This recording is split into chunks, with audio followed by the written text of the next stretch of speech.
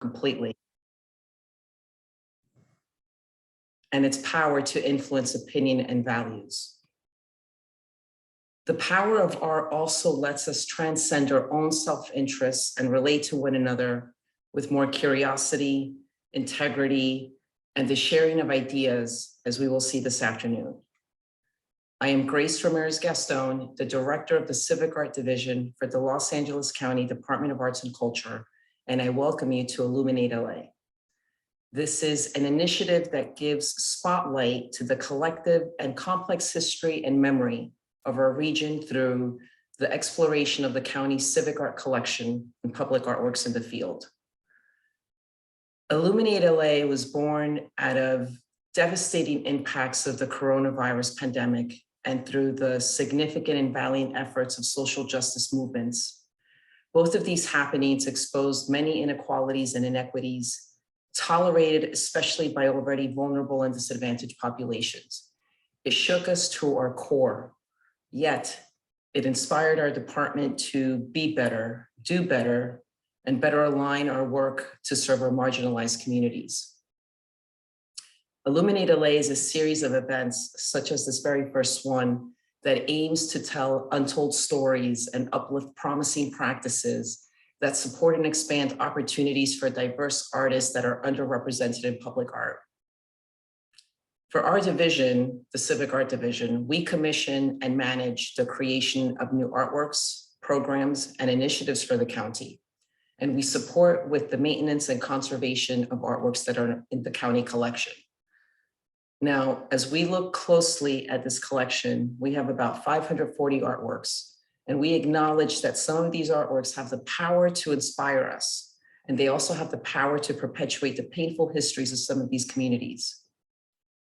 We also acknowledge the need for immediate and transformative change in the management of public art collections to help us reframe the past and the present to create a more inclusive future.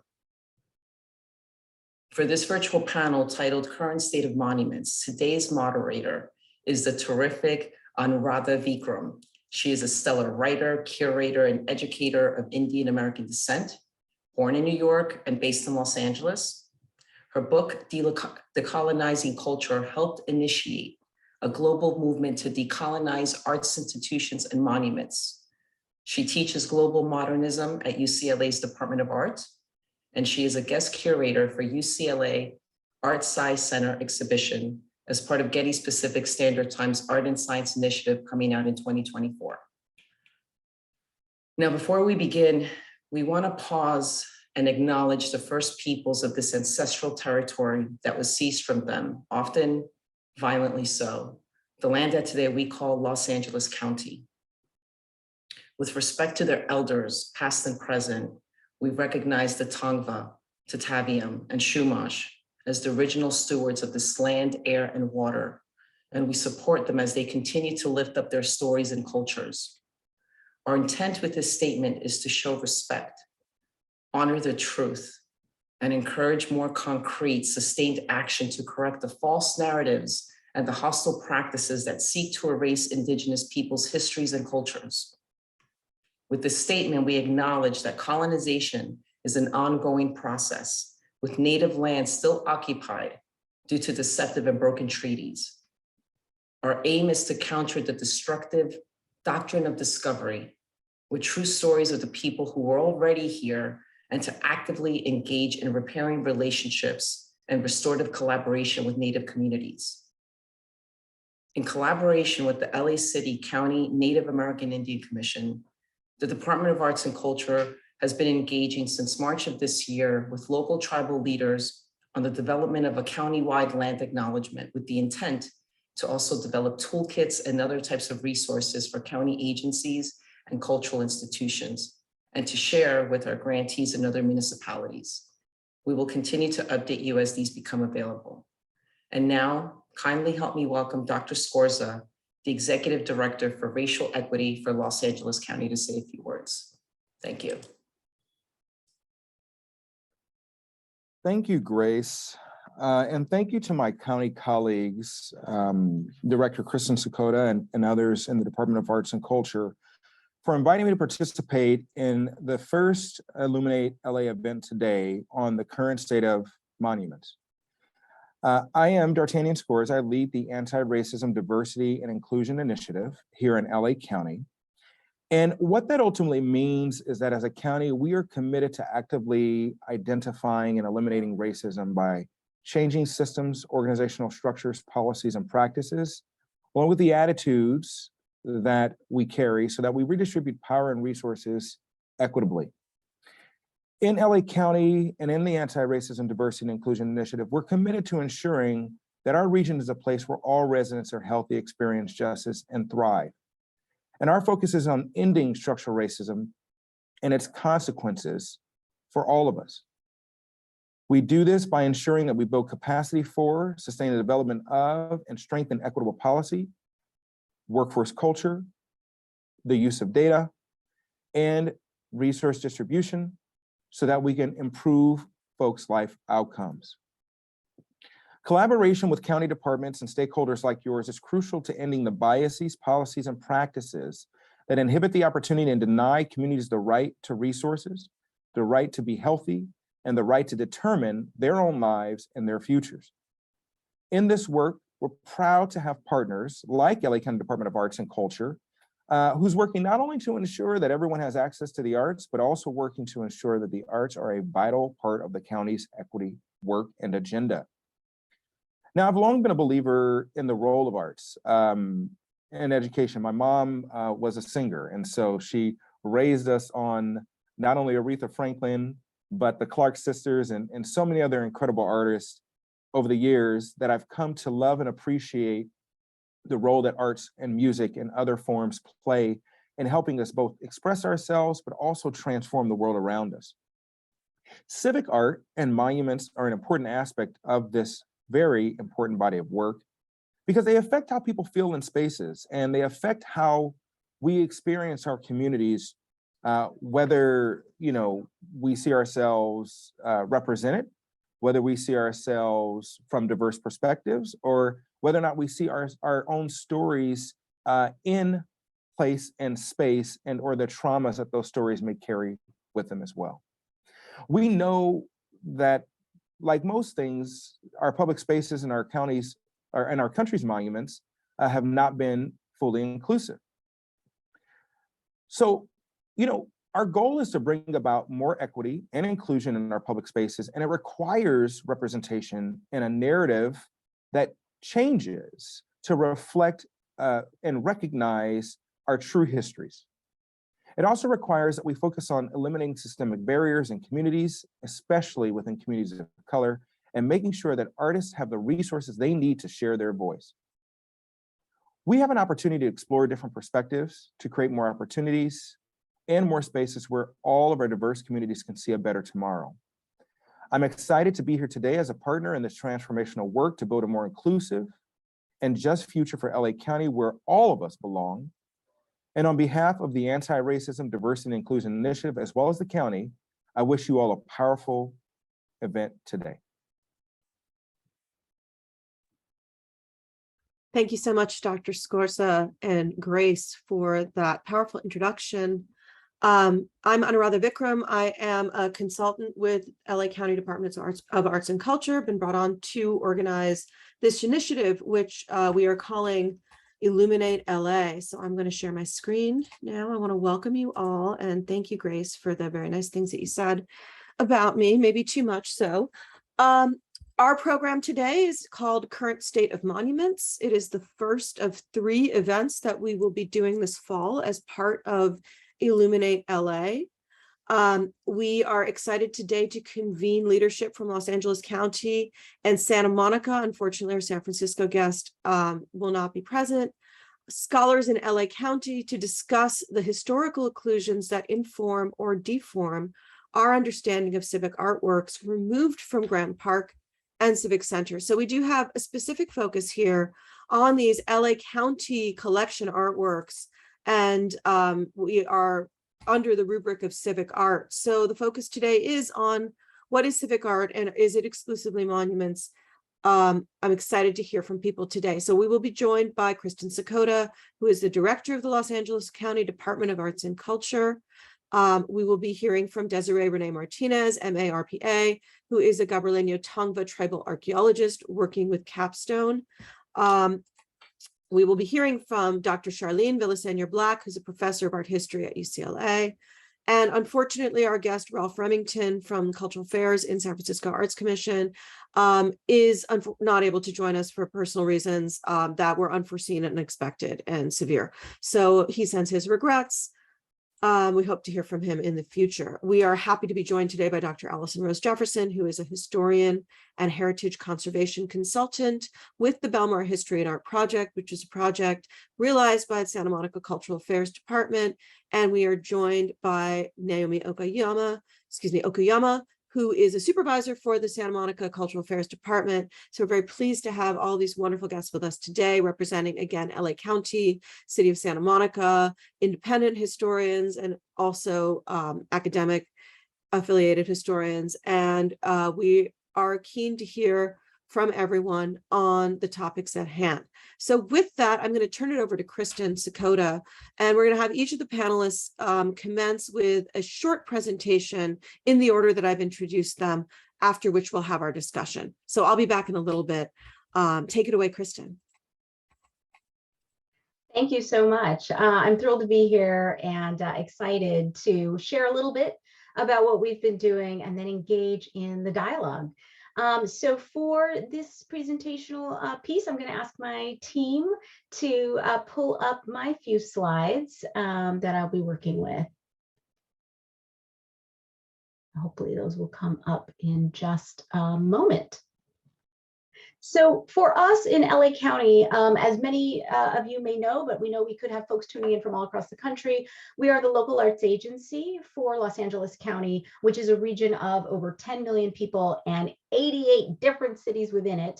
And so what we have been driving to overall as a department and as a county is the notion of our work expanding cultural equity and inclusion across all of our programs, and even more so now, as you heard from Dr. Scorza, adding an element as well of anti-racism. And I'm a firm believer that cultural equity and racial equity are intersectionally intertwined, and you can't have one without addressing the other. But for today, I'm happy to share a bit about the work of that we do in civic art and the LA County civic art practice that we have, and how we're addressing some of the complex challenges around civic art and monuments. Next slide. So a few examples. I want to start with one recent example, a public art piece, a civic art piece that we commissioned called Sobrevivir. And really, in some ways, all of the examples that I'm going to share are about how we're navigating ways to expand whose voice is present in the civic narrative and what values we are able to speak to on the civic narrative. So in 2018, the county issued a formal apology to women that had experienced the practice of coerced sterilization at LA County hospitals in the 1960s and 70s.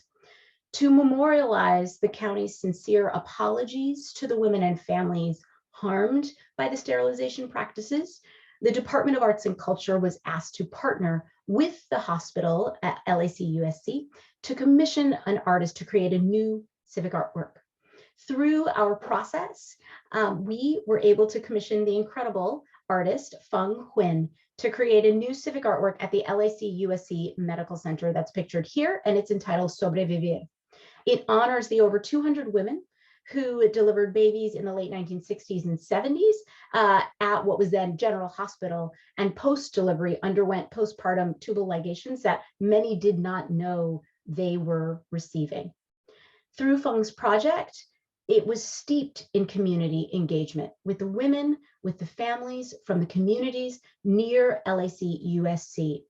We also were fortunate to have engagement with others who have engaged in this issue, from Antonio Hernandez, now president of California Community Foundation, who was really one of those first civil rights lawyers on this project, to the whistleblower at the hospital in the first place, to filmmakers who worked on this project.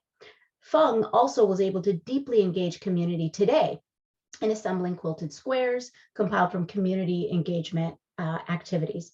And so in this piece, I really view this as an incredible demonstration of how through civic art or monuments or memorials, we can think about whose voice is being privileged in our histories, what is civic memory and what are we using it for? And also how can we utilize this as the values we are intending now and for the future in everything from women's reproductive rights, bodily autonomy, racism and bias, health outcomes, and the notion that everyone's voice should be valued. And you'll just see the language that's written around are actually the voices of the women, their own words, saying if you speak English, they treat you one way. If you don't speak English, they treat you another way. Next slide. Another example of grappling with our complex histories of civic art or monuments are sometimes the historical monuments that we don't get to commission now, but we all still have to contend with as they're in our collections. And in 2020, the George Washington statue was vandalized and was damaged and had to be removed from its location in Grand Park after it had come down. We know that perspectives on figures like George Washington can be complex, but often our differing perspectives on that figure or on that time in history are not present in either the original intention of the statue that may be there or in its present siting. And so to address this, we have identified the Bob Hope Patriotic Hall as the best site for relocation of this statue. The Patriotic Hall houses the county's Department of Military and Veterans Services, as well as several additional artworks and ephemera relating to military history, figures, and events cited in that location. And so this new siting will allow us to place the George Washington statue in proximity and in conversation with those other works that are really all talking about dialoguing around our nation's history, our military figures, and other instances that we've had. We're also going to expand the content and a new plaque around the statue so that we can provide additional perspectives, history, including how it came into the collection and documenting what happened to it, the community's response to this statue and why it was relocated. We anticipate including community engagement in this project as a component of the conservation and relocation process.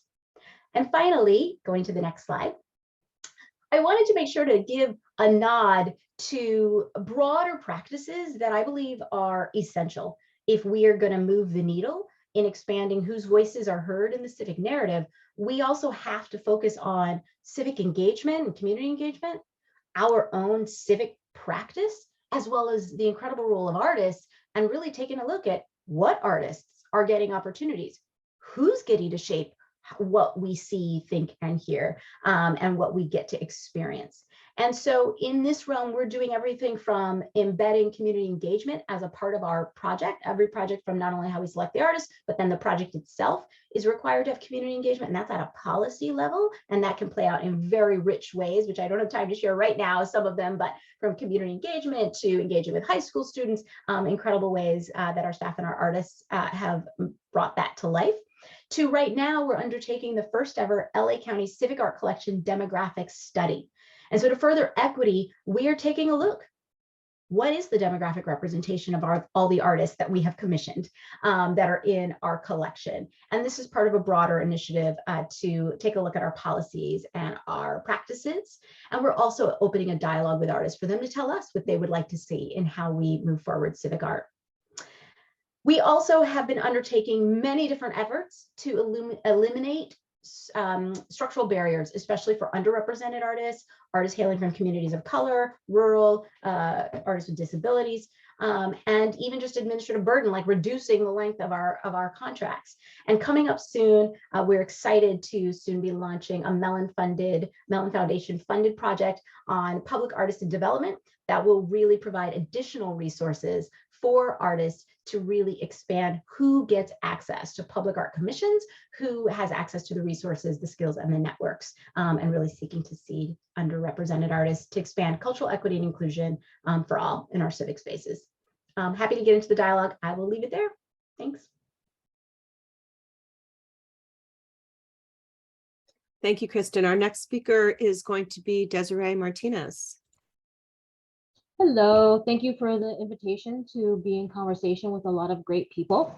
And my interest in monuments, or basically the recognition of the history of the Gabrielino Tongva people in Los Angeles County, has been for a while. A lot of what I do in my work as a tribal archaeologist and community member is to ensure that those people that live in Los Angeles County understand the history of land being taken away from us, the effects of colonization to our community, and how that colonization continues to affect our communities.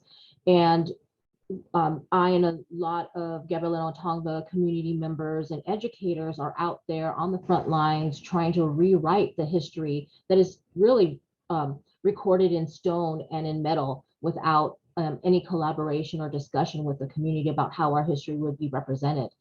And so a lot of the monuments that you see in Los Angeles County, both on the city level, the county level, throughout Los Angeles County, in some instances, provides representations of the Gabrielino Tongva community, and that, and in some instances, don't even name the community from which they're quote unquote honoring, usually using stereotypical representations, usually sometimes Native people dressed in plains clothing, which, you know, were totally dressed differently here on the coast in Southern California than those that were in the plains, or having a real romantic version of that we're posturing or kneeling in front of a religious picture, and that we're showing our subjugation. So a lot of our community has been working with various entities in order to change that representation. And what I'm showing here is a bronze statue that was created in consultation with Julia Bogany, who has recently passed and was a member of the Gabrielino Tongva San Gabriel Band of Mission Indians. And working with Metro, she really wanted to highlight some of the history of our very important female leaders in our community, and one of them being the Water Woman, which this represents, that is located at the Lincoln Heights Cypress Park station of the Pasadena Gold Line, and talking about the woman who basically helped maintain the Zaha Madre. And really, we unfortunately don't know her name, but we know that she worked to make sure that the portion of the Zaha Madre that she was in charge of continued to work. And one of the big things, again, that our community has been trying to do is highlight that Los Angeles as a city, and basically all of Southern California, would not exist without the blood, sweat, and tears of our community. We are the ones that dug the ditches for the Zaha Madre. We are the ones that made the adobe bricks for all of the pueblos that were in downtown LA. We're the ones that were the labor on the ranchos as time went on, in terms of rustling cattle and shearing and creating commodities based on those raw resources that were created on those ranchos.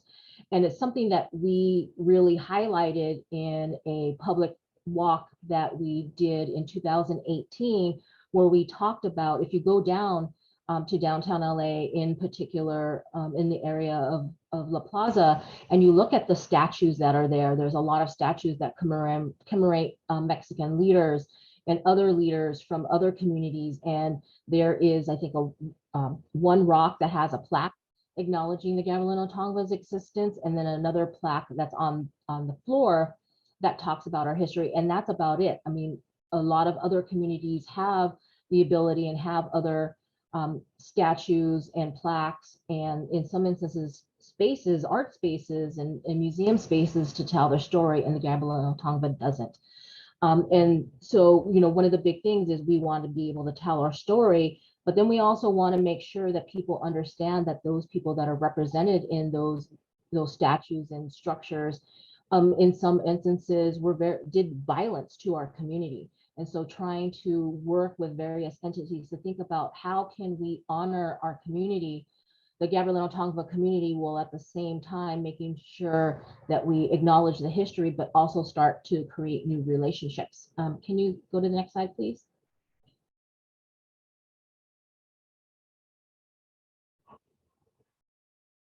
So one of the big things that we're trying to think about in line of thinking about honoring our strong female community leaders is thinking about different ways, different monuments, right? So when we think of monuments and we think of monumental structures in kind of the archaeological sense, is it something big, something that's permanent? And the way we look at it as a community is that we're not separated from Mother Earth. We are in relationship to all of that surround us. We see the plants, the animals, the rocks, the air, the water, the land as our relatives. And so for us to quote unquote dominate ourselves, be dominant over nature goes against our core beliefs as a Gabrielino Tongva community. And so we have been started to have conversations with various museums and other agencies in Los Angeles County through the work of creating memoranda of understanding, of thinking about how can we help them teach about our history at the same time bringing to light the strong female leaders that we have. And so some of the conversations we've had recently is trying to honor Julia Bogany, as well as another elder of ours, Barbara Drake, who was very instrumental in gathering our plant information in our relationships to our plants and sharing that information. And so what I'm sharing here are some pictures that our community has been sharing amongst ourselves of thinking about something different. So instead of having something that's made out of metal, made out of glass, something that represents that we're connected to the earth, that we are part of it, that we are not separated from it. And so there's a couple of different structures that are shown here, some that are in England, others that are in Canada and other places, show some of the things we're thinking about. I really would like to move away from using metal or other, I want to say that metal is unnatural, but having some type of structure that then is and lives and breathes. And it really would represent the way that we view ourselves in relationship. And so having something green, something that continues to grow, or made of natural materials. And one of the other big things too is that when we commemorated people within our community, when you think about our art, and it was always not meant to stay forever. Some of our sand paintings that we made, or our ancestor poles, they all end up deteriorating to the ground. And that's the way that it goes. So using and creating something that has natural materials can continue to grow, or in some instances, maybe creating something that could be utilized by the community for the continuations of our cultural traditions, such as our basketry materials, having something that we could harvest from and that we actually continue to maintain and maybe even recreate art. So these are just some things that we've been thinking about in our community. And I think in order to decolonize this idea of monuments, we also need to decolonize the materials and the reasons why we're doing it. So I look forward to our future discussion. Thank you so much, Desiree. Our next speaker will be Charlene Velaseñor-Black. Hi, thank you so much for the invitation. I'm happy to be here in conversation with folks and really look forward to the discussion afterwards.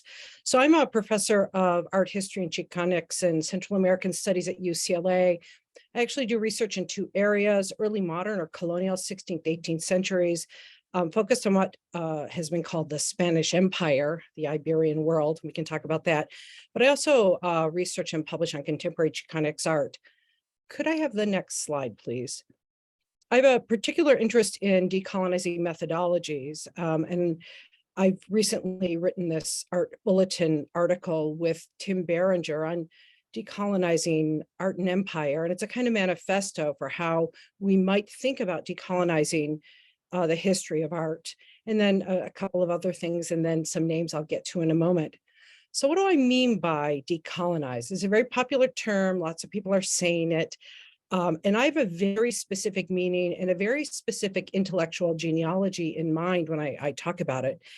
So in 1991, the Peruvian sociologist Aníbal Quijano, and you see his name there, put forward the terms coloniality and the coloniality of power as constitutive of modernity, as the defining features of Western modernity that were enacted or put in place during the early modern period. So coloniality is now, we're living it right now.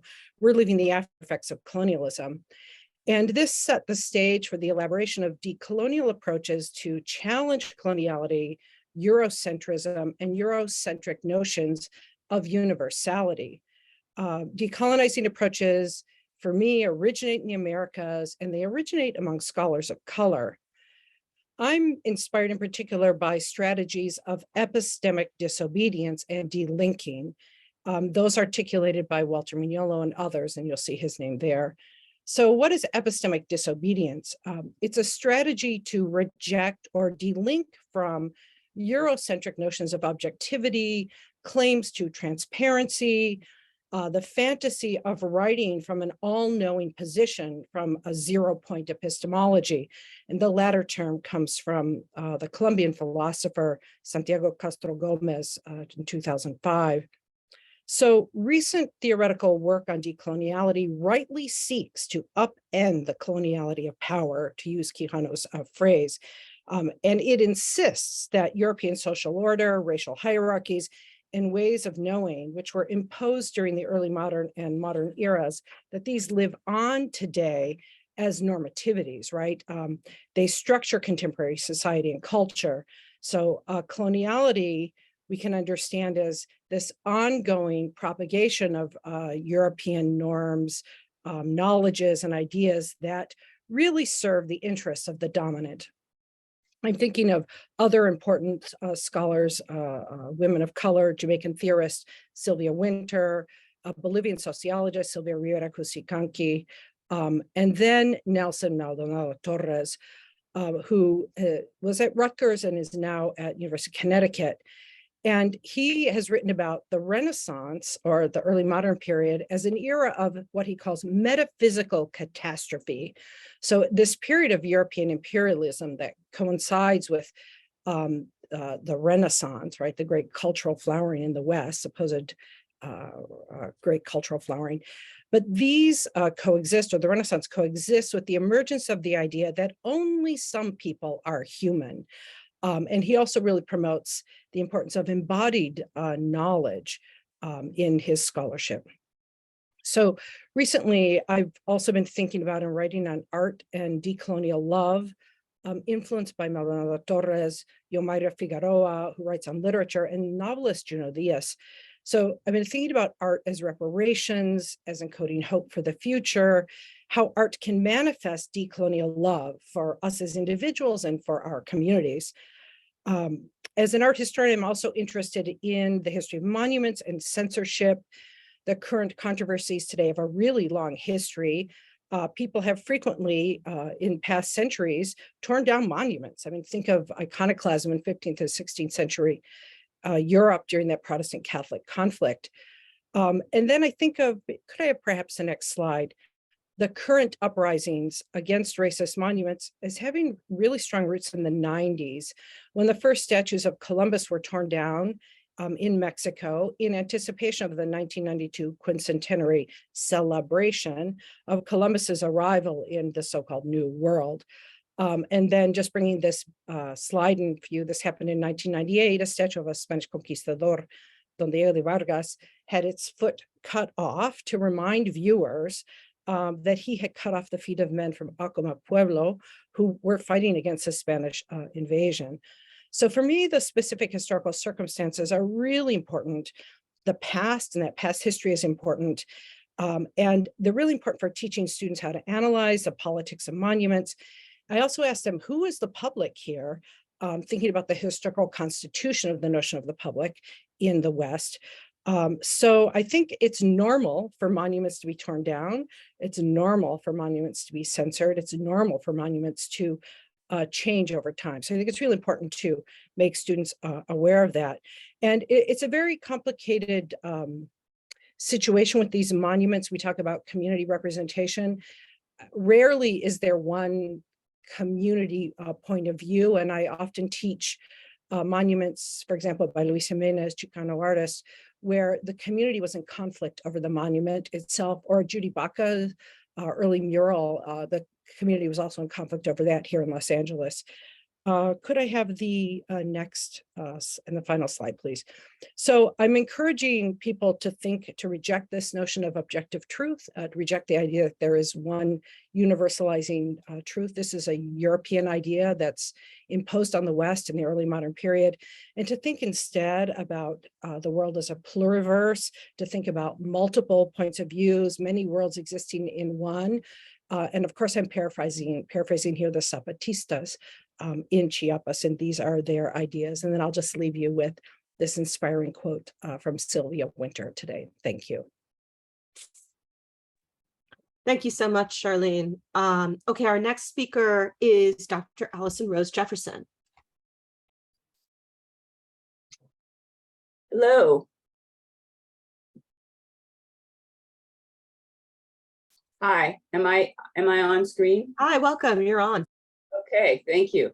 I'm Allison Rose Jefferson, and I'm a publicly engaged historian and heritage conservation, and my particular interest is in the African American experience, spatial justice, and cultural tourism to reconstruct stories which have been left out or marginalized in the telling of American and global history. So as a Black woman and a historian, I document neglected and absent stories as a social justice action practice to expand knowledge for the construction of a more inclusive public culture, historical memory, and national identity. The Belmar History plus Art project, or Belmar History and Art project that I'm going to talk about today, is an outgrowth of my decades-long study of the California African American experience and my interest to continually develop opportunities to make this history more visible through different media for people's enjoyment as they gain knowledge and inspiration that can empower them now and in the future. The project materialized with the California Coastal Commission's wider environmental justice policy in March 2019. Due to my critical advocacy, commissioners asked Santa Monica officials, rather they told them, they had to do an education and interpretive program to teach the public about the erased history of early African Americans who contributed to making Santa Monica a vibrant and unique place from the 1900s to the 1960s in neighborhoods south of the 10 freeway as a construction permit condition for a new park at 4th Street and Pico Boulevard. Next slide, please.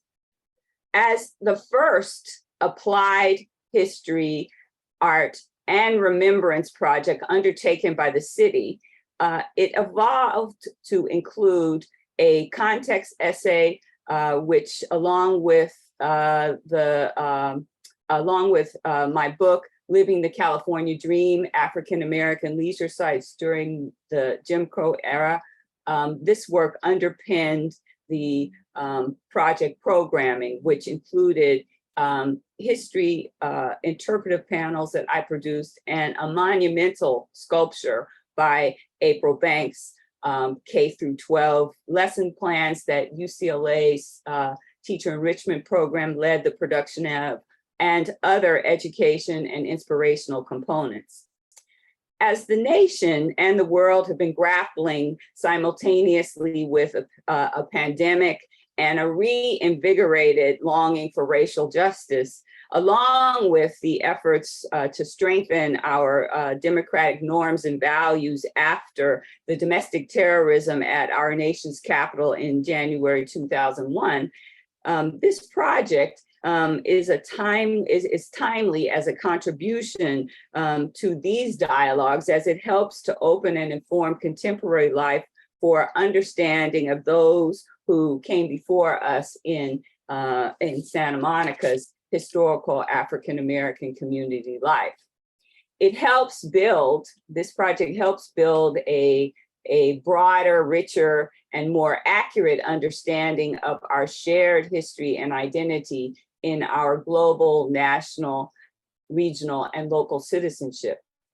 At the same time, BHA is a reminder of the African-American community's loss, and that there is still much more which is not understood about the history and the places of Santa Monica, California, and the US, which need to be documented and made known to people. Next slide, please. New public programming such as BAH helps us to connect to more representative history and inserts the erased histories of those who came before us. New initiatives like this can be vehicles for healing and education, as well as cultural tourism in communities. Simultaneously, removal of public space symbols to a racist past, such as some things that have happened in terms of the LA County collection with George Washington and Columbus, as well as these monuments like the one I'm illustrating here in this slide, the Lee Monument, the Confederate Monument. Removing these symbols of a racist past are a significant step to a more just future and are important to overdue structural reform. Symbols and the words they represent matter. Next slide, please. New public displays and programming rooted in commemorative justice ideals should be included with broader, innovative ways of sharing untold stories of Black life and other marginalized communities, alongside erecting traditional remembrance spaces to have a more lasting societal structural effect to help dismantle institutional racism. Next slide, please.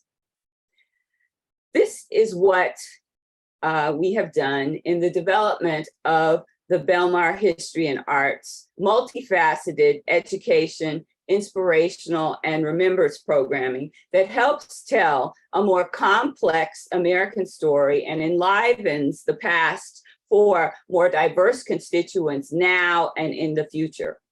There are a few Los Angeles County public remembrances spaces recognizing the history of recognizing the historical Black and other communities of color experiences.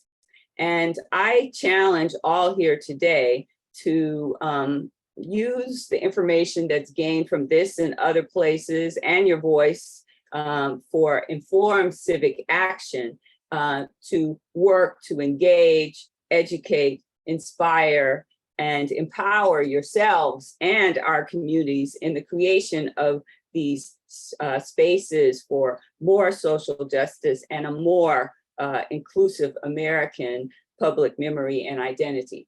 And I thank the county and Anu for inviting me to participate today, and I look forward to the conversation that we're about to have. Thank you so much, Allison. Our final speaker before the discussion will be Naomi Okuyama. Thank you, Anuradha. And thanks everybody who spoke before. It's really wonderful to hear everyone's thinking on this interesting set of topics. I just wanted to point out that if you recall the image at the very beginning of the slideshow illustrating my name, that is a photograph by the artist Beck and Cole. I think that must have come up in searching my name or something since I presented them at the Annenberg Community Beach House some years ago. So in Santa Monica, we're in a nascent stage of what Grace and Kristen talked about for LA County. We know we have a long way to go, starting with assessing our artworks and where they sit in this conversation. And I'll speak a little bit about what we're doing. But just to preface, as a public art worker, most of my career actually has been in ephemeral live arts, music, dance, and theater, and artist residencies and arts and ideas programming. So I come to this conversation a bit obliquely and with a slight bias toward impermanence, as you may hear later. And I feel like I'm better at asking questions than knowing things. So most of what I will say today is contingent. So at the City of Santa Monica, as you heard from Dr. Jefferson, we recently completed the Belmar History and Art Project. And this was centered on the Belmar Triangle area, which was razed to the ground in a spectacle of fire after the city took properties through eminent domain in the 1950s in order to build the Civic Auditorium and the Civic Center campus.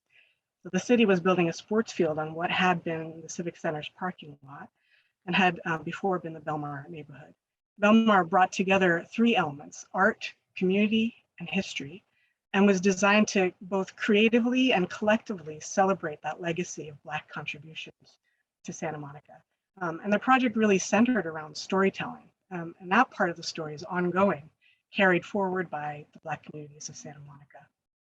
And specifically, we brought together community members to discuss their histories and experiences and commissioned historical research and educational materials with Dr. Jefferson here.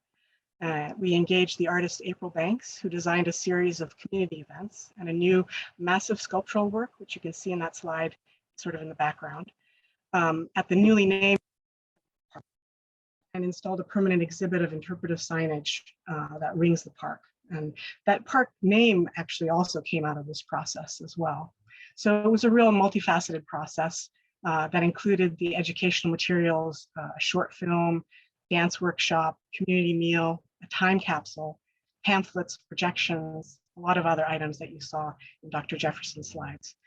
They all came out of the process. You can take a look more by going to santamonica.gov and searching Belmar. Next slide, please.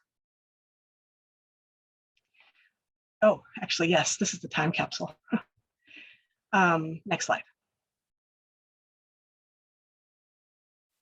So after we took stock of the Belmar project, we embarked on an initiative that we're calling Acknowledge and Reframe Together, or Reframe for short. As a division of the city tasked with bringing art projects to fruition, our Reframe project, they are and will be animated by community engagement with ideas of civic representation, commemoration, official and unofficial histories, and the effects of migrations and displacements, among other concerns. The current Reframe focus is in our historic City Hall, the City Hall mural project, which you see here in the slides on the left and right. After years of attention being brought to this WPA work by Stanton McDonald Wright in our historic City Hall lobby, we've embarked on a community engagement process to consider the artwork and understand community points of view and figure out what to do next. The WPA Mural Discussion will be touching on how the artist chose to represent Gabrielino Tonga people and missionaries and the myth around the naming of the city, and as well who he chose to represent Santa Monicans of that time, which was 1941. But not only will we be discussing this existing artwork, but what is missing and what still needs to be said. So it's an open-ended process, but we are ready to commission new artwork if that's the conclusion that we reach. So by virtue of its placement in the seat of government and the interest that it's generated over time, this mural feels like a monument as much as an artwork. The mural is also valorizing and memorializing specific historical characters and even includes a timeline of important dates in the history of Santa Monica. And therefore, I think it has some obligations that a public artwork in another place might not. Next slide, please. So we have a lot of other artworks in Santa Monica that are what I consider monument adjacent, either because of their placemaking power or because of what they symbolize, including a statue of Saint Monica at the end of Wilshire Boulevard, a bust of one of our founders, Arcadia Bandini, And even a work called California Wash, a Monument, which is by Helen and Newton Harrison, and is a commemoration of a vanished ecology at the end of Pico Boulevard. And here you see in this slide is Chain Reaction, which is a work by political cartoonist Paul Conrad, as a pretty straightforward monument against war. And coincidentally is placed just in front of the Rand think tank. So it's kind of a juicy placement. And this is the only work in our public art collection that's also been landmarked. So that's also worth mentioning. And I also wanted to note that there's a new work by Walter Hood from Metro, not owned by the city of Santa Monica, at the downtown Santa Monica stop, which is well worth a visit. It's called Crying Rock in Santa Monica. And it's a new monumental stone and glass work that refers to both Cucamonga Springs and the St. Monica myth. So that's very apropos to our discussion at the City Hall now. And then we have many monuments that were conceived of as monuments and commemorative plaques placed by various organizations in the past. We have a Veterans Memorial, a bench to Senator Jones, and Dr. Jefferson was very familiar with the Inkwell Beach Monument. She was crucial in getting created. So I think that's it for my slides, and I look forward to the discussion. Wonderful. Thank you so much, everyone. You've really set us up so beautifully. And I love how everyone's presentations sort of flowed into one another. I now have a few questions that I want to frame for us. So I'm going to take over the screen again.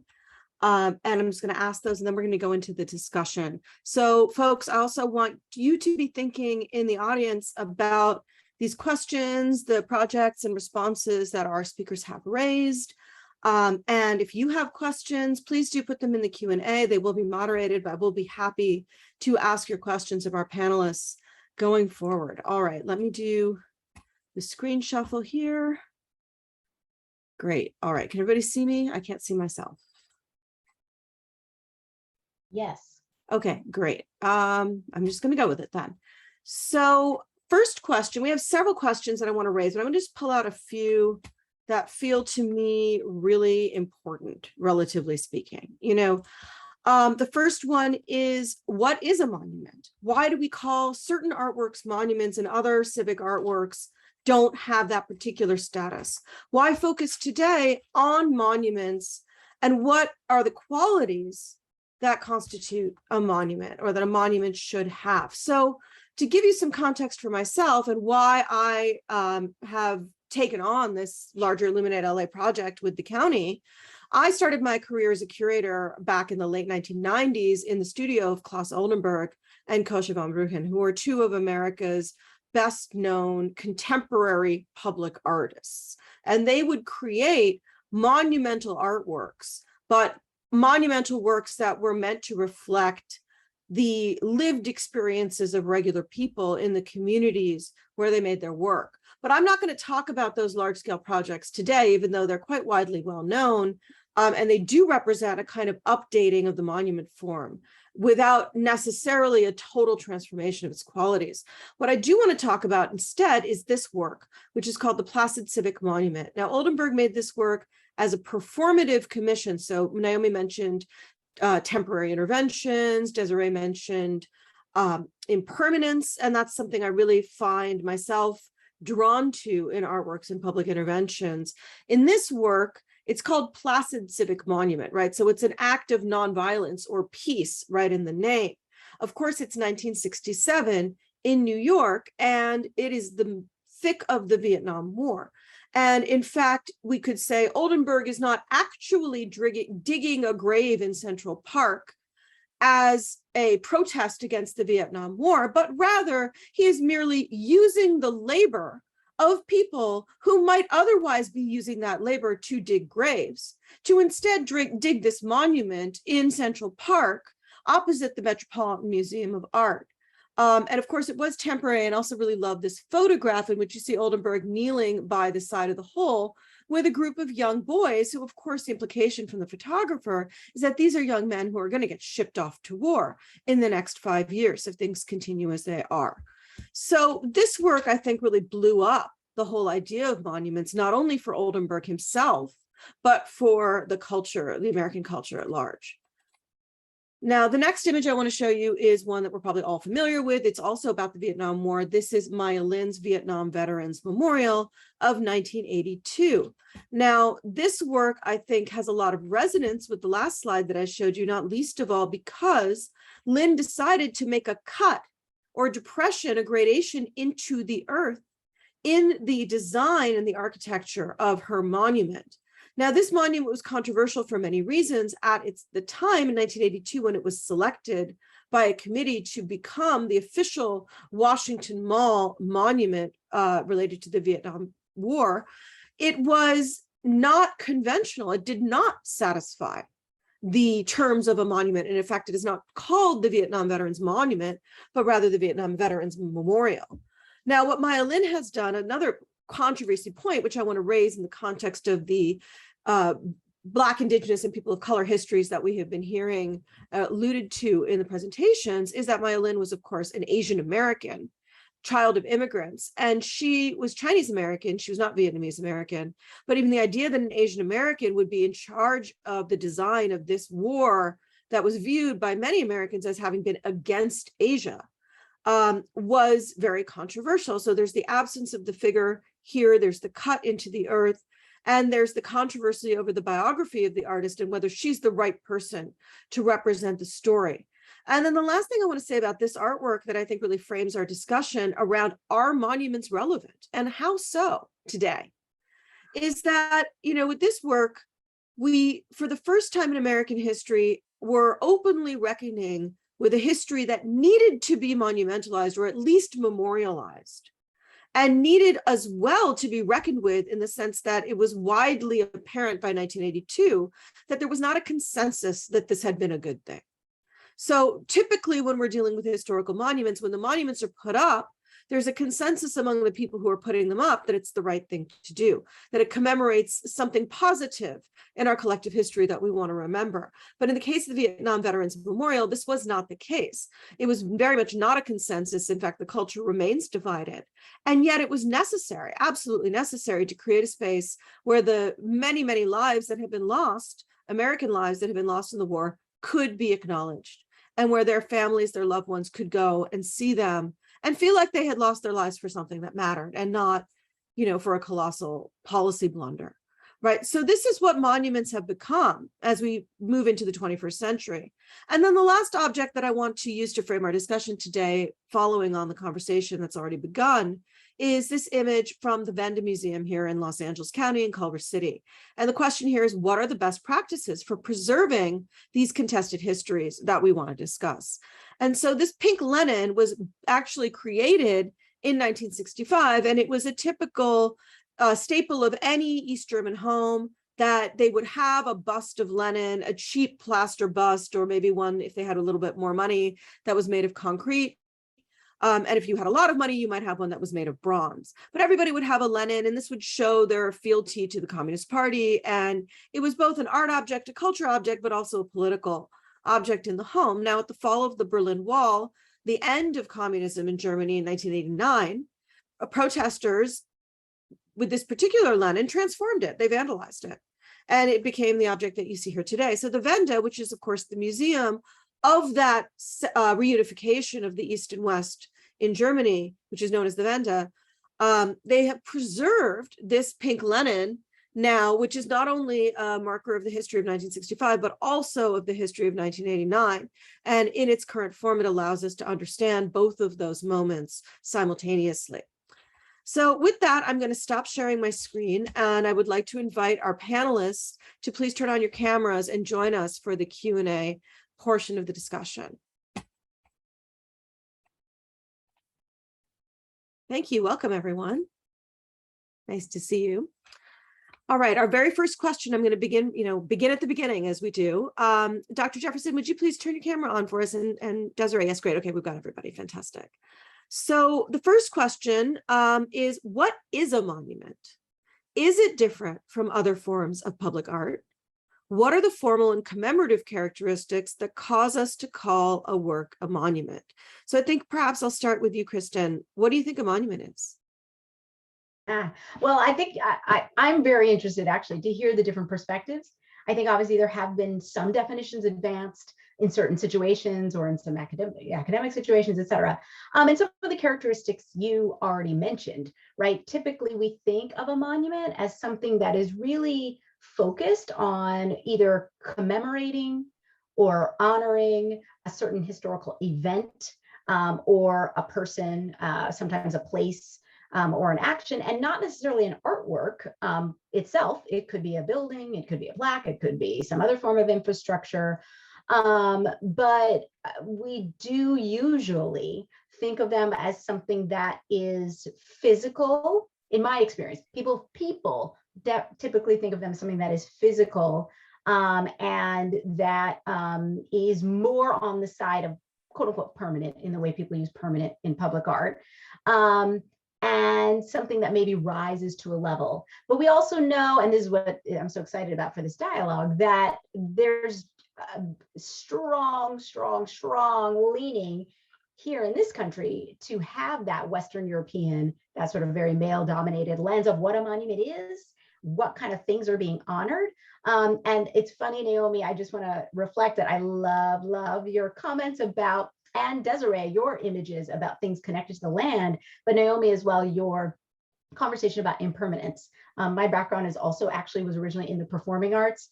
And so I love a much more flexible notion of what is a monument. What is a monument literally even in our society? How are our children monuments to our values? And I wear a legal hat. The last thing I'll say, I'll wear a legal hat. When I was in New York at the Department of Cultural Affairs, I was also its general counsel. And after the 2016 Virginia, the Confederate rally, and where people got hurt and killed and everything else, we did a deep dive into monuments, into removal, calling other jurisdictions, and a deep legal dive. And on the legal side, one of the things that I find very interesting, even for this conversation, is sometimes people will talk about First Amendment or who's got a right to it being in public space. But what we really discovered with my team of lawyers is that the art that a public sector, chooses to commission or to exhibit, that's actually the government's speech. And so once you realize, well, then hold on, take away even the legal jurisprudence around that, just from a philosophical perspective, then what do we want to say? And does this align with our values? So monuments really are also another form of speech. Super interesting. And I love that. I think this is really a civics conversation. And so does anybody else want to respond to that question before I move on? Allison, please. Yeah, so the ideals about what constitutes a monument have changed over the years. And initially, monuments were something that nation states and state actors were instituting for patriotism and nationalism. But over the years, as our society has demanded that we have more inclusive narratives that identify stories about marginalized communities, which include the victimization of different communities, things have changed in terms of how we think about monuments. So traditional monuments would be statues and obelisks and plaques and gravestones and fountains, windows, mosaics.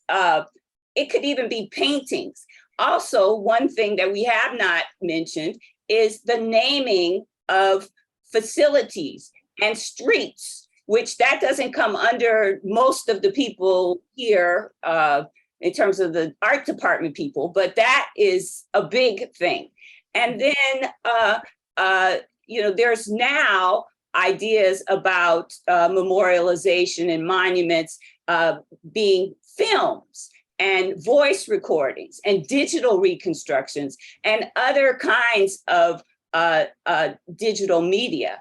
And so we have, bigger ideas about what a monument is now for the better in terms of how we as a society are dealing with our multiple voices that need to be recognized. Wonderful. Thank you so much. Desiree and then Charlene. So Dr. Jefferson just took my thunder because I wanted to bring up the digital memorization. So for me, monuments, as I stated before, permanence, and large. I mean, that's kind of the archaeology thing. It's something that's larger than just a single small thing. But thinking about, I know our community is really doing a lot of digital presentation and thinking about digital monuments and thinking about some of the things that, as a practicing archaeologist, archaeologists look at things and look at physical. But for the Gabrielino Tonga community, spaces can be important and sacred without any physical elements. So if we're thinking about decolonizing monuments to people, to the creator, to those around us, can we have a monument without anything physical? And I'm just going to leave it there. Thank you. Okay, Dr. Charlene Militania Black. And then Naomi, you'll be next. I really appreciate everyone's comments here because I think we're talking about monuments as a Western construct, really. And I think it's really important to think about how the idea of a monument is historically constituted. So it's different at different times in different places. The notion of the public is different at different times in different places. The notion of the public that we're talking about emerges in 18th century France. I mean, that's the notion that we're talking about. And we're talking about monuments really as nationalist monuments, as encoding nationalist ideologies, nationalist myths. So think, what are those myths in the United States? Settler colonialism, land theft, racism. Think about the way they encode certain ideas about a European Enlightenment or notions of the people. We tend to think of them as public, as large scale and nationalist, really, although I love this idea that that Dr. Martinez just brought up about a different concept of monuments. So I also wonder about religious monuments, how if we were discussing that, that might change the conversation. But I think we're really talking about nationalist monuments. Thank you, Naomi. Thank you. I was thinking about the part of the question, how is it different from other forms of public art? And I wanted to note that I think original intent isn't necessarily important, that objects can accrue monumentality. And I think they can actually shed it as well. But just from their ability to be a wayfinding point or defining the space, or not even what's said on them or who's depicted, but I don't know. I think it's interesting. And I wanted to note specifically with April Banks' artwork at Historic Belmar Park, a resurrection in 4 stanzas is what it's called. And it has strong monumental qualities because it's depicting the kind of home that was burned in that neighborhood. And there's a time capsule, which is straight up monument filled with letters to the future from Black Santa Monicans.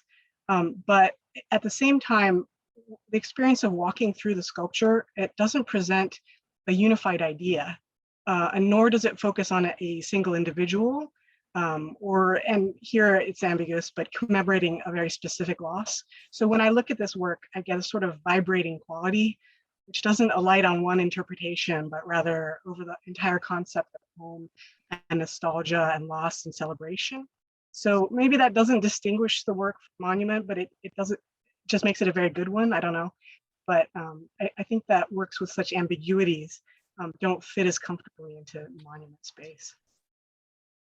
That's such an interesting observation. And forgive me, I'm going to just throw in a little art history aside because it makes me think about Rodin's Burghers of Calais, which was a sculpture to commemorate the arrest of a group of contemporary Germans who had been arrested for opposing the Napoleonic invasion, if I remember correctly. And so he depicted them as a group of people, and it was rather than the typical singular monument, figurative monument.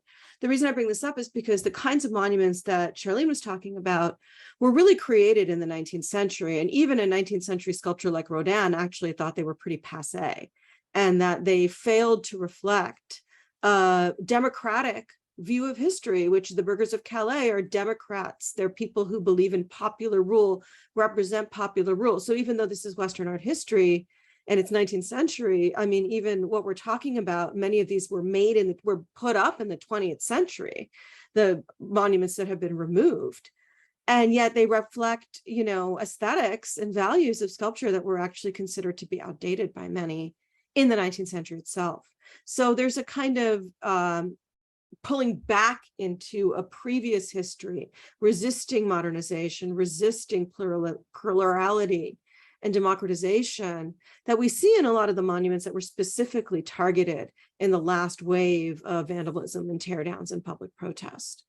I'm going to skip the next question because I feel like we've really answered it. The question was, are monuments still relevant to public discussions of history? How are they relevant to life in the present? But we've heard already digital monuments, we've heard impermanent monuments, we've heard multiple perspectives. Does anybody want to add anything to that, or can I move to the next equally important question? And we'll come back. So what are the historical concerns? Now we're going to talk about the monuments that have been targeted. What are the historical concerns that have prompted activists to target certain monuments, such as Junipero Serra, George Washington, Confederate monuments, images of Columbus? What other historical figures or symbols have been targeted and why? Or maybe, you know, in your view, perhaps even should be considered as worthy of removal, or maybe their monumentality is shedding, as Naomi so eloquently put it. And I think for that one, I'm going to start with Desiree. Of course, she would start with me. I was actually thinking about, I participated in a conversation regarding the removal of Columbus from Grant Park in 2018 that was sponsored by the Native American Indian Commission. And, you know, one of the conversations, so I'm gonna skew over on the question and thinking about, like, what do you do with those statues after they've been removed? So obviously Columbus was removed because of the history of him subjugating and destroying and acting, you know, along with his other cronies, you know, conducting violence upon indigenous people, you know, both in Hispaniola, but also the ramifications of that history worldwide, particularly in the Americas. And I think one of the, you know, the big things that we're reacting to is, you know, it is acknowledgement of that horrible history, but also, you know, wanting it to come down. And, you know, it's actually, I talked about how we conducted a Tongva walk in downtown LA in 2018 through the Health and Healing group in Racial Equity LA. And we actually started at the statue of Sarah. And we did that on purpose. And of course, Sarah, you know, when it was down there, had a big old huge gate around it and everything like that. But we started there because you had, you know, just as we've been talking about, the public, Los Angeles, La Plaza, you know, celebrating Sarah and the history of developing the missions here in California without any real discussion about the Tongva history and the ramifications of that colonization.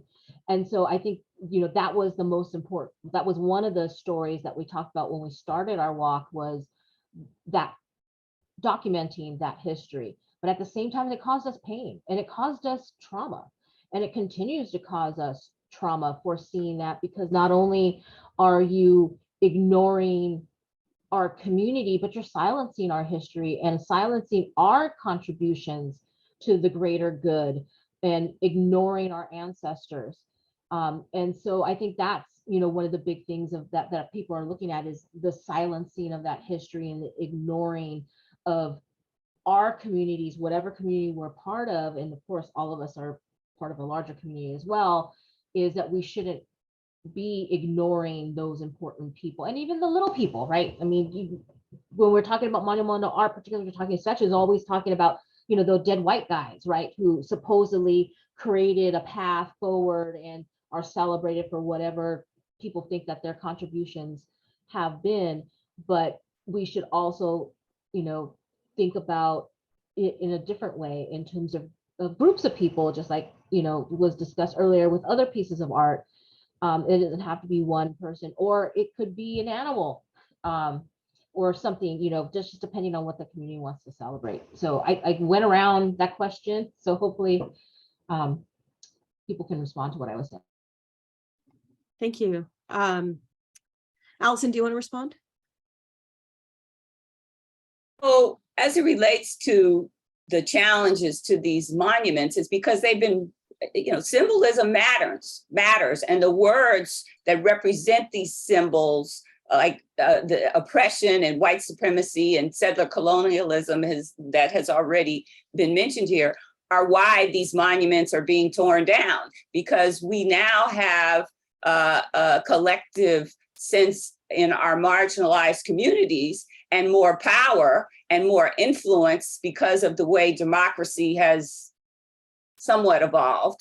And we have also white allies who have realized that we all live here together and we need to do some things that are going to be more representative of who we are as a culture so that we can all live together in a better way. So, monuments get put up based on who has money and political power at a particular time to install them. And so with the county, with representatives that we have now, and other institutions, hopefully we'll be able to get some more narratives that represent communities of color and other marginalized groups to educate not only our communities of color, but also the greater population of the Americas. Thank you. I'm going to ask a follow-up question, and I want to ask it to Charlene first, and then I would love to hear from Naomi and Kristen about your own work with collections. And the follow-up question is, how does a collection of objects differ from a singular object in this conversation?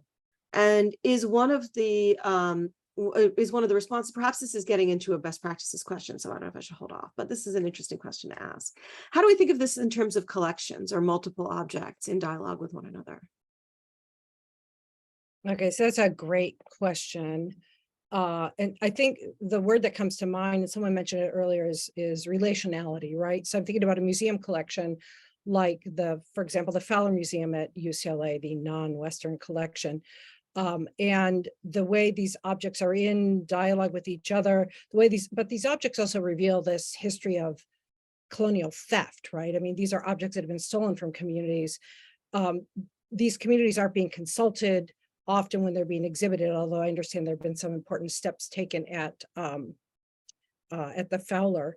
I was at Oxford this past year, and in 2018, the Pitt Rivers Museum, which everybody knows that ugly history, actually returned objects to the Maasai people in Tanzania and Kenya.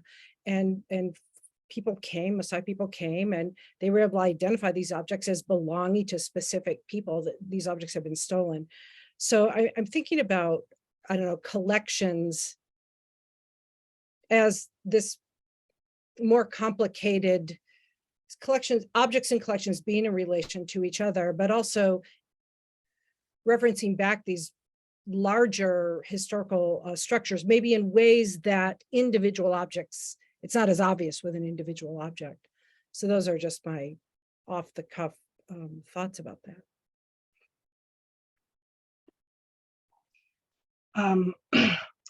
So the city has a collection that's in public spaces all over the city. And I think in some, it says something. We're not sure what it says because we haven't done that work, but it's out there and we need to take a look. The other thing that we did, and this was sort of in some relationship with our City Hall mural project, was create a new permanent exhibit in City Hall East, our annex building, which is kind of the main entrance sort of to City Hall now, which collected works by BIPOC artists. And in conversation with each other, it's a pretty powerful statement. That was curated by Jill Moniz. And I was thinking about, I don't know how many decades ago I saw Fred Wilson's work at the DeYoung Museum, I think, where he took the collection and just, really mixed it all up and gave us some different contexts, and how that really just blew my mind at the time. But I don't know, I don't have anything else to say. And so much has been said. I'll just add that I think it's actually really interesting and exciting in many ways, daunting too, to think about a collection given that, some museums or public art, collections are very vast, hundreds, of works, as understood as an evolving, in some ways living, breathing thing, because these are works that were acquired or commissioned or donated, what have you, over time. So in and of itself, it's like a snapshot of history, but our interpretation of them is ever changing. Our addition to the collection is ever changing. And so there really is kind of this interesting way of starting to think about it in a dynamic way, as like, what does this say to us right now? Where is it evolving, and how do we want it to change even further to like better reflect our values? And I think, of course, in every instance, we have to also think about site specificity and community specificity with each one too, right? How does it speak to that local community or that space? Is it serving that purpose, et cetera? But I think it's kind of an interesting thing, and one that definitely we are not done at all remotely with that as an undertaking. I feel like we're actually just still at the surface of it in a lot of ways. I would call us a young program, our civic art program, in the sense that we were formally established in 2004, whereas there are many kind of percent for art programs across the country that were first established formally and officially in the 1980s or 90s. However, the county was acquiring or receiving donations of artworks for decades before that. So it's sort of like, oh, there's this new era of what we've done in, the last 15 to 20, soon to be 20 years. But that's really the more contemporary. What was sort of happening before that, and what does this all look like as a collection? And that's part of why right now we're starting with the artists and saying, what's the demographics look like of all the artists we're commissioning and that we have commissioned as we do like a look back, so we can at least have some baseline. But I think it's a really interesting thing. And I will only note here that nationally, we've seen Monuments Lab do their national audit, they called it, right, of a bunch of monuments all across the country. So almost taking stock of our nation's monuments as a collection. And they did a thematic review and was showing most of the figures represented were males, were white males. Most of the themes were war or conquest related. So when we start to take that big picture, it's like, well, what are the histories we are celebrating, or what's the future we're trying to go to if these are the only themes we're talking about and the only people who are uplifted? So I think that's a really interesting piece. And the only other thing that I wanted to just say about not so much the collection, but just what's at issue, is I also think it's interesting. There can be a lot of nuance sometimes in any one monument. The issues can come to life through not just the figure, like the person. Sometimes it is the subject matter. Sometimes it's the representation. There have been so many offensive representations of people. And so whether it was like the topic or whatever, but then you literally put, an African or an indigenous figure in a certain way that was clearly subjugating. So it's really interesting also that sometimes it is about the intent, as Naomi said. Sometimes it's not about the intent, it's about the impact. Sometimes it's about actually the way figures are represented. And so there's just always a lot to get into. Thank you. So I'm just going to do a quick chime check. It's almost 1:30, and we're planning to conclude this Q&A portion in about a little over 10 minutes. We do have a couple of questions from the audience that I'd like to get to, so I'm going to consolidate mine and skip ahead. So the next big question is, how should communities and civic arts organizations approach the creation of future works of art, acknowledging collective history and memory? Are there any best practices that you've learned or developed that you can share with us? I think anyone can go first. Naomi, why don't you go first on this one? Well, I was thinking about my experiences, and just to preface, I think monuments could be more like time capsules with definite end dates. And if they were more like eggs than tombstones, that might open up the conversation a little bit. But what we've learned, at least in the last few projects, is that the most important thing for these types of processes is centering the community in the planning and implementation and participation, and even the installation and unveiling of any civic memory project. And hopefully we're moving away from monuments that valorize specific individuals, and maybe away from triumphalism in general, and towards something more conceptual, towards collectivity. I think the impulse to valorize is never going away. You know, you see Kobe murals everywhere, but perhaps that's better as an organic, you know, uprising from community sentiment, something imposed from an official government speech standpoint. I love that, but it also, you know, makes me think, you know, in the 80s, we could never have imagined that street art would be monumental, but it is, can be. Any other thoughts on this question? Best practices, Allison? So, you know, since the Belmar History Plus Art Project wasn't something that the city initially was planning to do in Santa Monica, I think that there was a lot that had to be learned about how to do this type of project. And I applaud the Cultural Affairs Department for jumping on board after they realized they could get a piece of public art on the project. I don't know that they were really that interested in the history, but they did get, you know, a historian who pushed this project. And so one of the things that I want to make sure that all of our audience thinks about in terms of community engagement, you do have to have community engagement with people like Charlene and I, and with our other colleague, Desiree, because we're the ones that have the documentation about these communities. Not to say that our community members who are the everyday people don't have stories to tell, but there needs to be the broader kind of understanding of what this history is. And from the professionals that I hear here on the panel, there hasn't been any discussion, the arts people, there hasn't been any discussion about professionals like myself as a historian being part of the process, or the archaeologists being part of the process in terms of helping to articulate these new interpretations of our community. And I bring this to the forefront here because in terms of the way usually the RFPs and what have you are written for these kinds of projects, they don't include historians. And additionally, in terms of the way your departments are structured, you talk about it being cultural affairs, but you're only focused on cultural affairs as it relates to art, even though you say art and culture. Okay, well, history is culture.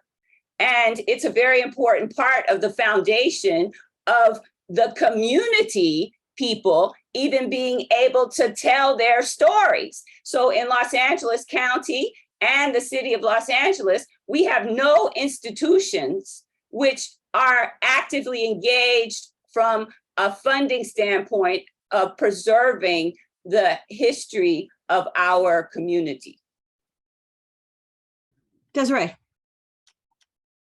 Yeah, just piggybacking on Dr. Jefferson's idea, you know, there's really a lack of collaboration. And I and another Tongva tribal leader are actually in conversation with the Broad regarding bringing in and replicating Joseph Boyd's 7,000 Oaks, which was installation in Kessel, Germany, where he had hoped to plant 7,000 oaks in, you know, as a kind of a healing process because of World War II. And it was paired with like a 4-foot basalt stone. And so I don't know if I'm speaking out of turn or if it's like, you know, on the quiet or the down low, but, you know, they reached out to us and started to think about, well, where could we, what plots of land could we actually, you know, there's no place in LA that we can plant 7,000 oaks, and we're not going to plant 7,000 oaks, but are there places within Los Angeles County that we could do that? And so we started to provide places of commemoration, thinking of Curravagna Springs, which is a very important space for our community that use, thinking about Catalina Island, thinking about places where there are a lack of trees in order to kind of green the space for the general public, but also since they're oaks, us being able to then use them to harvest and to, you know, institute our cultural traditions regarding the acorn, bring it back into our diets, and of course share that. And so that collaboration, ultimately the road's going to, have some grant funding, but before they even, thought about anything on their own, they brought us in. So that collaboration, because it now is important, because now we also have our intent, making it important to the community.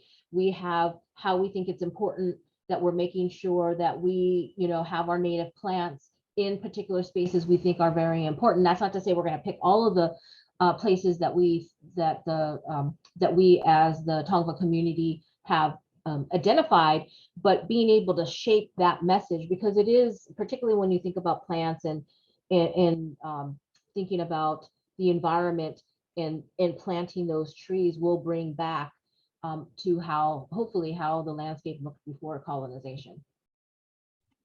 Thank you.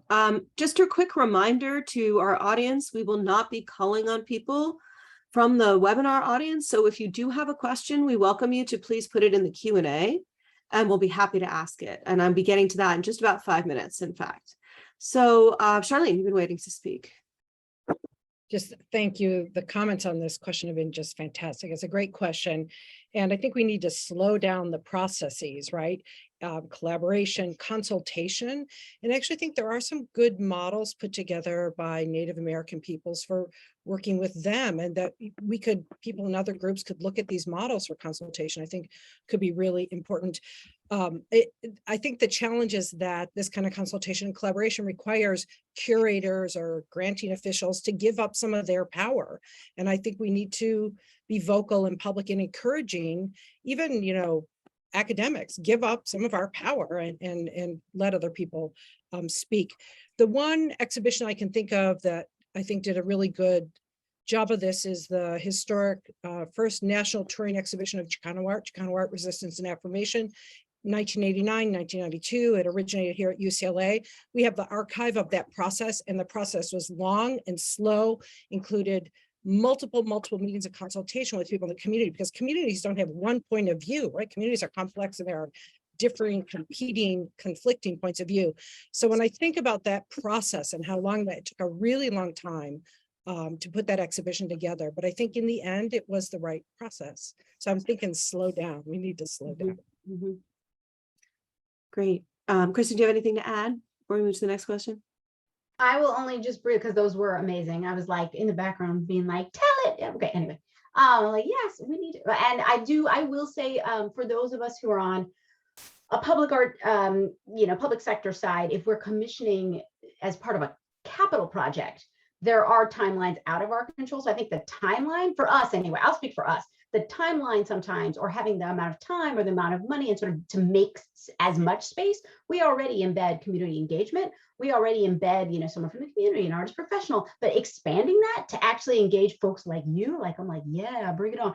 I love it. But we are definitely beholden to timelines that are not ours for many of the projects we do. So I think that might be on our end. A commissioning agent like a Broad or something may have their own timeline, because a lot of museums do something like several years in advance and they're kind of controlling that planning. But I love that conversation.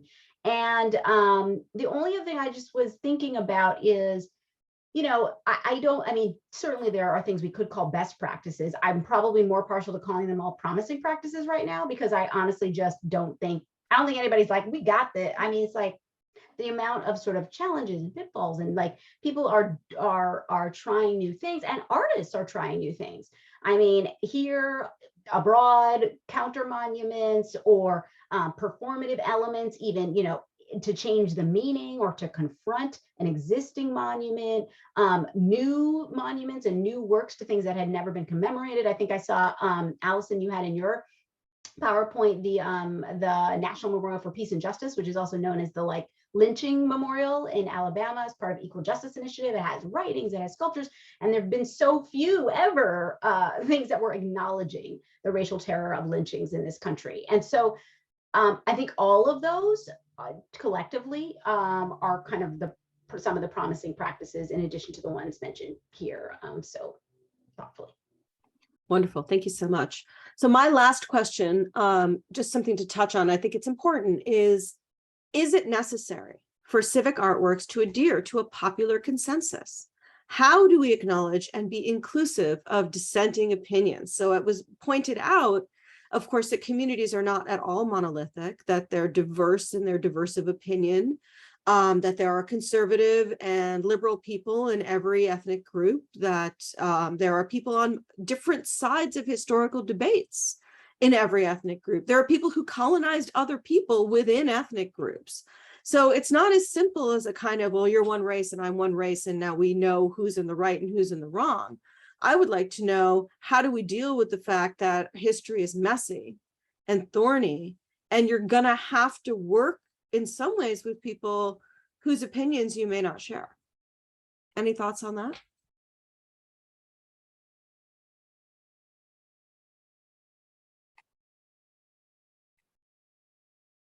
So I do have many thoughts on it. And one of the things that I've already said is that we need to, and I'm going to say it in a different way, but we need to have equitable access to deep knowledge production, okay? And that means creating and preserving the records of our community. And records, I mean, in a very broad way.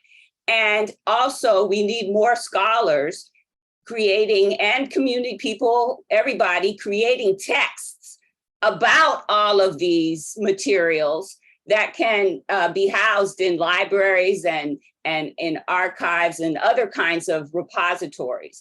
And with this, these materials of our historically underrepresented groups, because that's part of the big reason why we don't have these stories in public art and in monuments, because we didn't have power, and we didn't have power that in that event didn't allow us to create this deep knowledge.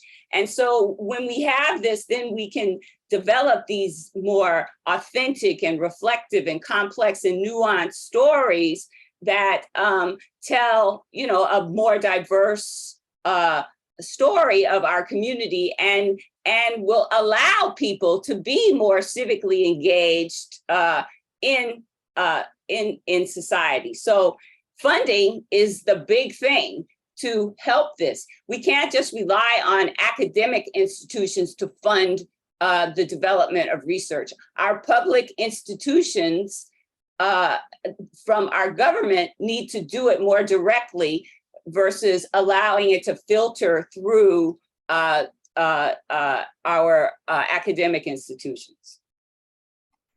Thank you. Charlene?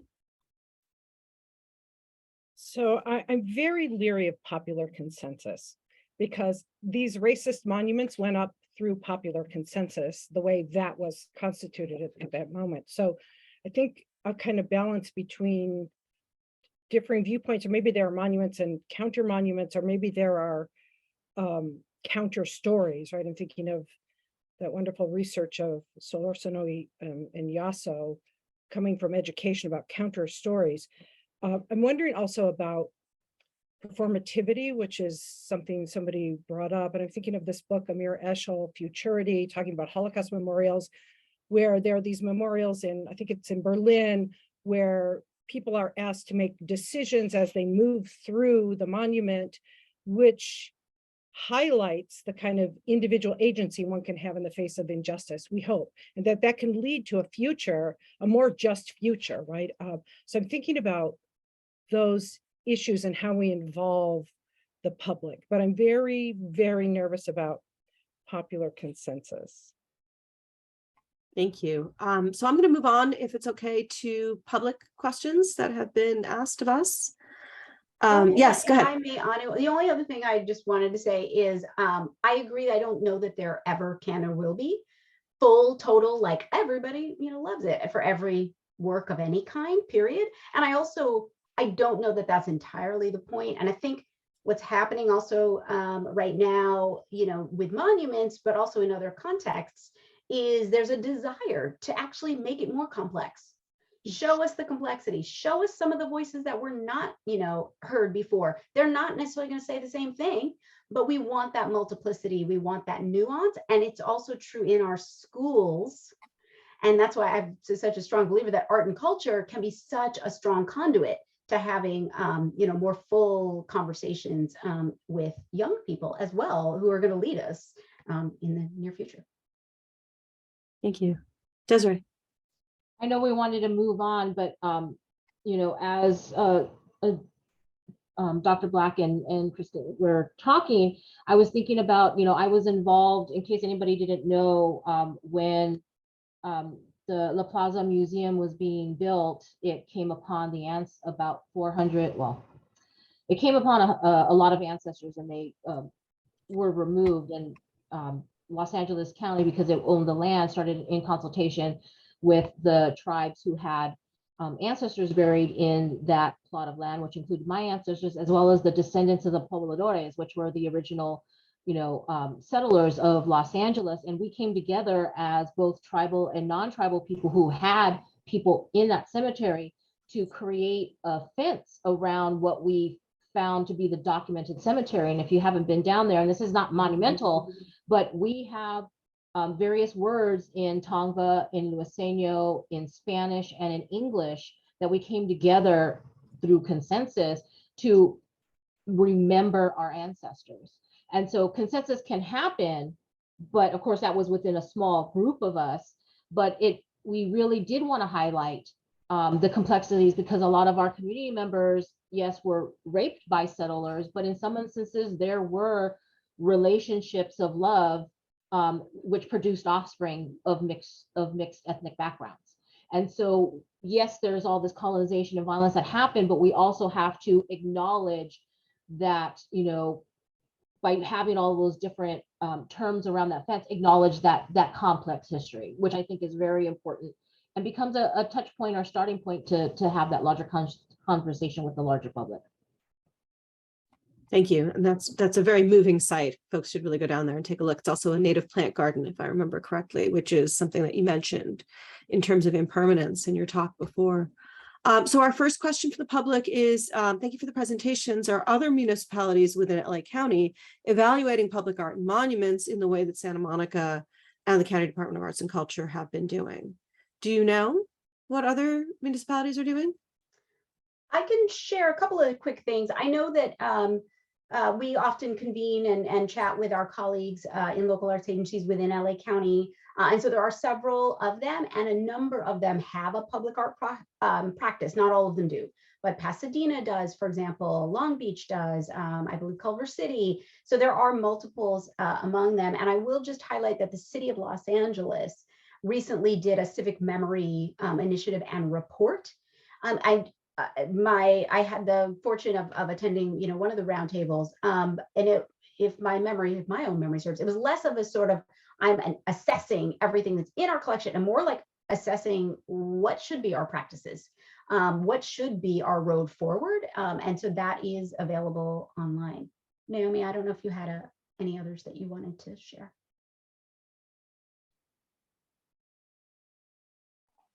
Oh, no, I think you covered. Thank you. So I'm actually going to combine a few of the other questions because I think they're related. So is there a distinction between monument and public art in terms of how monuments are defined with acknowledged historical significance? Public art often has a community engagement approach. What is the relationship between physical monuments and financial support and whiteness, which was brought up, and virtual monuments and people of color? Why would we be moving in this direction as we have a different demographic to represent? And it is a compound question, but again, I think it makes sense. What about sites of remembrance that are not constructions at all, but rather preservation of collective and historic trauma, sites of removal? So I think, Desiree, you spoke to that with respect to the cemetery, sites of massacre or incarceration. You also mentioned sites where there are no objects present still having cultural significance. How might this have parallel in how to interact with nationalist or racist monuments? So that's a lot of question, but talk to us about what makes a monument versus a work of public art or civic art. What about remembering without building something? And I think to that point, what can we build if we don't have all the resources that we can dominate the landscape with physical monuments? Well, doing things, there are things that could be done in terms of commemorative justice that don't require a building. And we have talked about a few of those things from the art perspective. It would be some sort of performance activity. Other things that could be done are development of lesson plans, which that has an institutional effect from the standpoint that that's something that could be made available on a website, which we did with the Belmar History Plus Art Project. And it could be shared with multitudes of people if they choose to use it. And it could also inspire them to think about their own history and how might we document this so that we can share this with our kids. And then there's other things that could be done in terms of short stories. But again, this is, that you could say that that's a physical thing as well, but it's not physical in terms of the big construction piece out on the land. It's taking up space in another way. But there are those possibilities. It's a question of whether or not it's something that we want to be more permanent or something that we want to be more temporal. I find this very interesting to grapple with in a way and unpack. Because in a way, you know, what Dr. Jefferson is talking about is also just impact. There are totally different ways. There are many different ways to have impact. It doesn't always have to be physical. It doesn't always have to cost, you know, multi-millions of dollars. But what I kind of appreciate in the question is calling to us to keep in mind, though, that we do have a history, and I'm talking about just specifically in the arts, but in everything really, that there is an interrelationship, though, between essentially systemic racism or, you know, cultural equity and inequity and funding. So in arts in general, the funding landscape for, you know, so many generations has been, or even in architecture, et cetera, who gets the big commissions or who's thought of as excellent. All those things correspond and are intertwined, that cultural equity with racial equity. And so cultures, perspectives, artists, et cetera, typically of color, as well as other folks, and even geographies, rural geographies, et cetera, have had less access or been given fewer resources for art across the board in every way. And so how do we, as we try to move forward, both try to ensure, you know, that there's opportunity to diversify the landscape, to bring in new voices, to build that ladder and eliminate systemic barriers to communities of color and artists of color for getting in. Like, you can't just be like, oh, you've never done this before, but here's like a, you know, crazy process. We want to set people up for success, but how do we also grapple with the fact that everybody deserves to have that level of investment? That idea that their work and their cultural form is a form of excellence, that they can have a multi-million-dollar commission, like, right?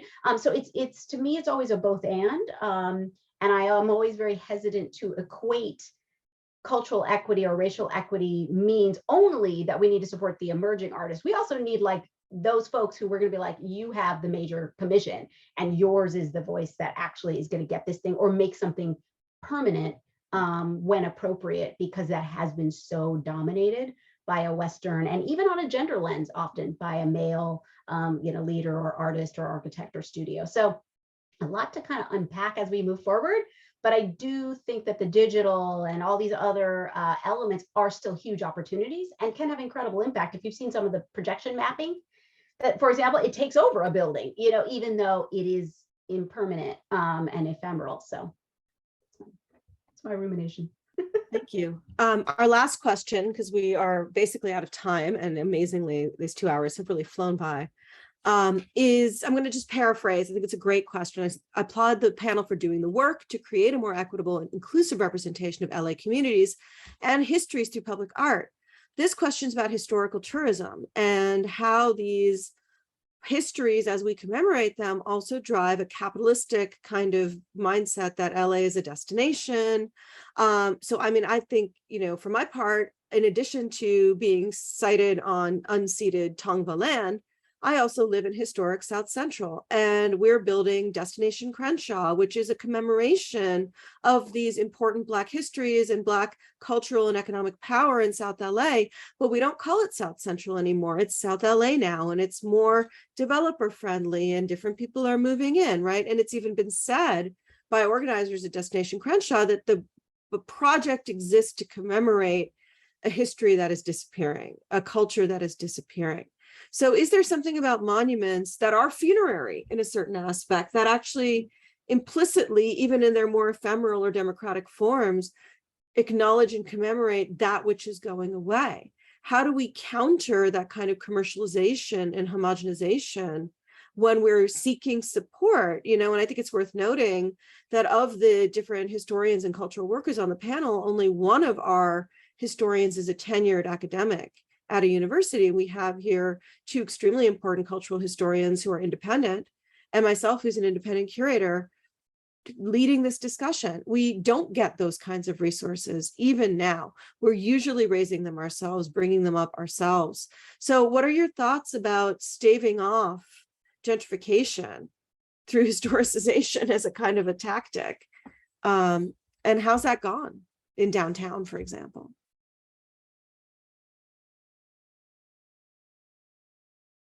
Just a huge question for the end,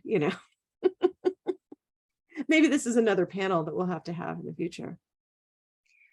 Well, it's a complicated, as we have all identified, it's a very complicated story to deal with, very complicated ideals to deal with. But I think it takes people like us, we independent folks, along with folks in institutions working together to make it happen. And I just hope that we will continue to have some folks in institutions that the independent folks can go to make these kinds of projects happen.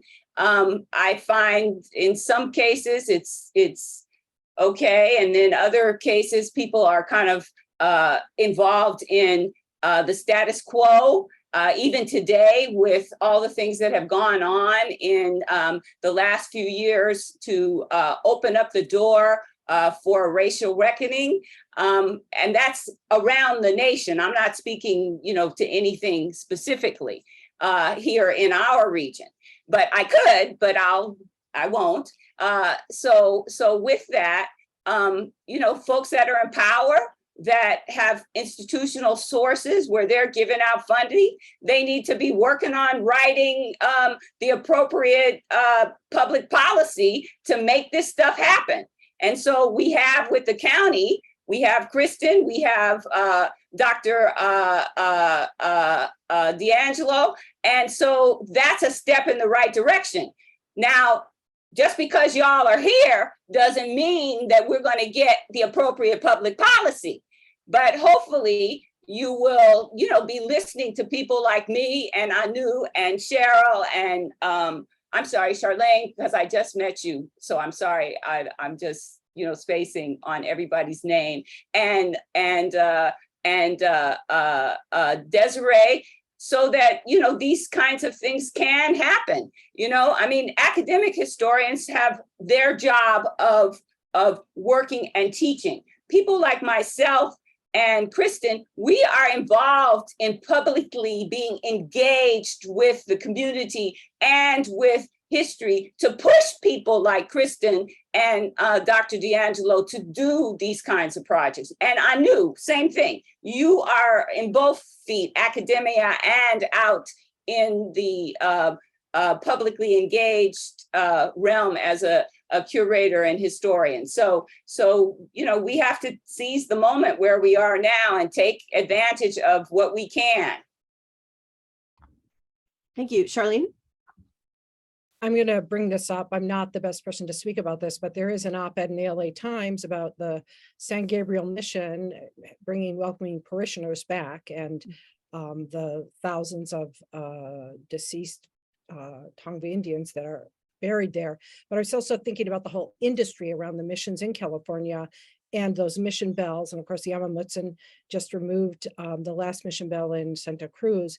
So thinking about the sort of tourism industry around monuments, and that's probably the most hideous case I can think of in California.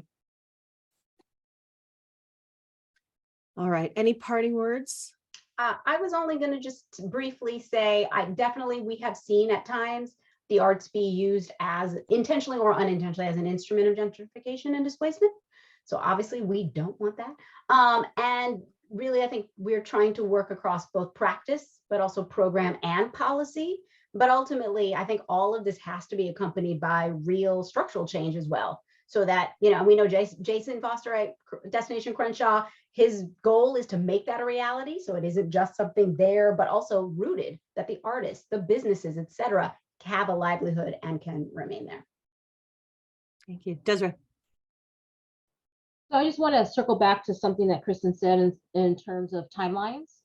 And I think that's a cop-out. I understand there's timelines, but I'm always pushing entities to create a collaborative relationship with tribal communities prior to a project, so that you already have that conversation going. You already have a list of things that they would like to commemorate. For instance, if we're going to stick with thinking about monumental and public art, that way you already have done all of that work previous, and then you can go with the timelines, because it happens all the time where you do have these timelines and that it takes a long time to get a community member from the Tonga Nation, me in particular, outing my own self, to respond to emails, because we're inundated with requests for a whole bunch of different reasons. So you already know there's an issue, you need to fix it. And I'm already working with you in another room on this. So add this to the list of things we will be tackling as we go forward. Yeah, and I have to second that, the importance of having a network in place before you act and before you need to act, so that you can act responsibly. So with that, I want to thank all of our wonderful panelists today, Dr. Allison Rose Jefferson, Dr. Charlene Villasanya-Black, Desiree Martinez, Naomi Okuyama, and Kristen Sakota. This has been a really, truly illuminating experience. And I'm going to take a moment to plug the next project, which is a virtual panel on Thursday, October 27th, same time. And we'll be releasing a series of audio tours. Our second round of a 3-part series is Artist Reflections on Monuments and Public Space. We're inviting 5 artists: Alan Nakagawa, Sebastian Hernandez, Carmen Argota, Isaac Michael Ibarra, and Mariam Hassanzadeh, who all grew up in LA, to talk about downtown and identify specific sites that we can follow along on foot while listening to them on audio, and they'll tell us about what their personal versions of that history of downtown are. So very excited about that. Stay tuned for those releases throughout the late fall and into the early winter. We'll have a 3rd event coming up as well, and more to report. So again, thank you so much for being here today. I'm going to kick it over to Lalenia Villanova at the county to just make a few announcements before we wrap. Good afternoon, everybody. Thank you again. Thank you so much, Anu, for leading this incredible and so solidly flowing so well, this moderation of this panel, the panelists, and all the attendees that were able to join us. I just wanted to highlight, and you'll see in the chat, to keep looking at the Illuminate LA page for future events, future activities, future sites and phases, as well as future opportunities. At the end of this month, we will be releasing a call for artists related to Illuminate LA Grand Park, so keep a watch out for that. And also follow LA County Arts social media, Facebook, Twitter, Instagram, and look out for opportunities there. So thank you all again. We will definitely need to continue this conversation. We have a lot of work to continue to do. So thank you and good afternoon. Thank you so much, Lalenia. Thank you, Kristen. Thank you, everyone. And thank you to our public, especially those of you who stuck it out for the whole 2 hours. We will be posting this recording as soon as it is completed, I think within the next week or 2, if that makes sense. I don't know how fast things work at the county, but very soon. And we'll put it out on social media so everybody can revisit this rich conversation. Again, thanks so much, and everybody have a wonderful afternoon.